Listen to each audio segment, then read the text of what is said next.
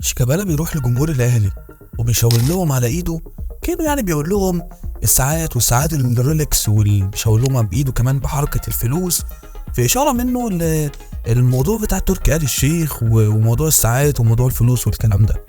طب هو انت كشيكابالا استفدت ايه؟ يعني دلوقتي جمهور النادي الاهلي لما يهتف ضدك كشيكابالا، انت استفدت ايه؟ انت كلاعب بعقليه واحده بتخاطب عقليات كتيره، منهم اللي ممكن تكون عقليه كويسه ومنهم اللي ممكن تكون عقليه انها ترد عليك. فانت هنا فتحت باب الجدال، ونرجع نقول نبذ التعصب والكلام ده. انت كشيكابالا دلوقتي عملت ايه؟ فريق كسبان وبيحتفل مع جمهوره ورايح يحتفل مع الجمهور بتاعه. انت رايح للجمهور وبتستفز الجمهور ليه وعشان ايه؟ تصرف غير منطقي تماما من شيكابالا، تصرف مش في مكانه من شيكابالا.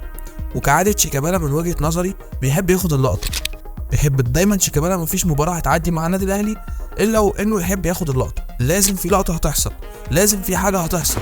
تصرف ما ينفعش يطلع من قائد للفرقة، ما ينفعش يطلع بلاعب المفروض ان انت خلاص في الامتار الاخيرة في مسيرتك، المفروض انت بتعمل حاجة حلوة بتصلح حاجات خطأ كانت في مسيرتك مثلا. لا، احنا بندعو لنبذ التعصب، بندعو للكلام ده، بننتقد كل تصرف مش كويس. فانت كشيكابالا مش بتساعدنا على اننا نعمل الكلام ده، تصرف غير لائق تماما من شيكابالا. ومستني رأيكم في الكومنتات.